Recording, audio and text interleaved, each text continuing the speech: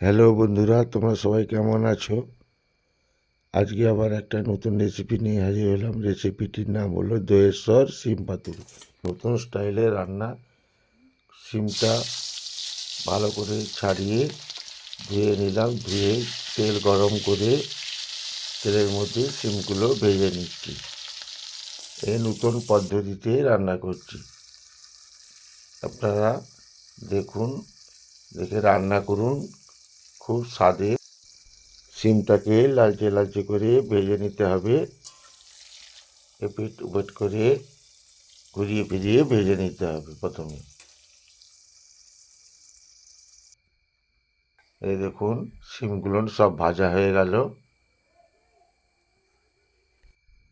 এই রান্নার মধ্যে লাগছে পোস্ত বাটা 25 গ্রাম, কালো জিরে, 2 শুকনো লঙ্কা, আর লঙ্কা, ধনে, হলুদ, জিরে গুঁড়ো মিশ্রণ করা জলে, আর টক দই 50 গ্রাম, হাফ পিস কাটা পেঁয়াজ। প্রথমে তেল গরম করে তেলের মধ্যে কালো জিরে আর 2 শুকনো লঙ্কা দিয়ে ভেজে নিতে হবে। এরপর হাফ পিস কাটা পেঁয়াজ কুচানো এর মধ্যে নাড়াচাড়া করে লালচে লালচে ভেজে নিতে হবে। লালচে লালচে ভাজা হয়ে যাওয়ার পর এর মধ্যে 25 গ্রাম পোস্ত বাটা দিয়ে দিতে হবে।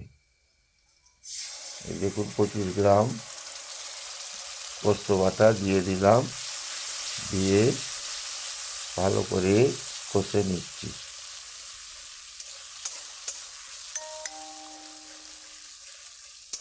এভাবে 1-1.5 মিনিট ভালো করে কষে নিতে হবে।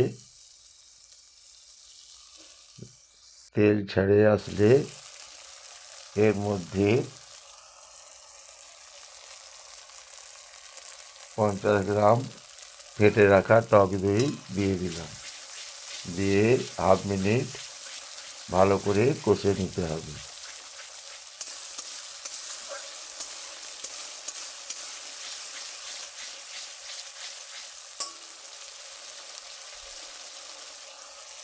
ভালো করে কষে নেওয়ার পর লঙ্কা, হলুদ, জিরে গুঁড়ো জলে মেশানো এর মধ্যে দিয়ে দিতে হবে। দিয়ে 1-1.5 মিনিট ভালো করে কষে নিতে হবে। এর উপরে পরিমাণ মতো লবণ ও অল্প পরিমাণ চিনি দিয়ে ভালো করে কষে নিতে হবে। আপনারা যখন মশলাটা গুলবেন তখন হাফ চামচ করে লঙ্কা গুঁড়ো, হলুদ গুঁড়ো, জিরে গুঁড়ো দেবেন। এর বেশি দেবেন না, অল্প পরিমাণে শিম তো তাই। 1-1.5 মিনিট ভালো করে কষে নেবেন, কারণ মশলার গন্ধটা কেটে যাবে, সুগন্ধি গন্ধ আসবে। এরপর ওই মশলার মধ্যে ভেজে রাখা শিমগুলো দিয়ে ভালো করে কষে নিতে হবে। এভাবে 1 মিনিট কষে নেওয়ার পর এতে অল্প পরিমাণ জল দিয়ে ভালো করে কষে নিতে হবে।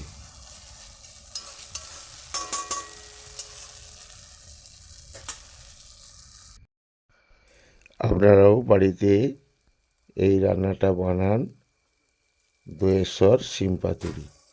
খেতে খুব সুন্দর, অতুলনীয় স্বাদ। ভালো লাগলে আমার এই ছোট্ট চ্যানেলটিকে আপনারা ফলো ও লাইক দেবেন। ধন্যবাদ। এবার গ্যাসটা বন্ধ করে দিলাম। রান্না তৈরি হয়ে গেছে। এই দেখুন কত সুন্দর কালার, দেখতেও সুন্দর, খেতেও অতুলনীয় স্বাদ। দহেশ্বর শিম পাতুরি ছোট থেকে বড় সবাই ভাত, রুটি, পরোটা সব দিয়ে খেতে পারবেন।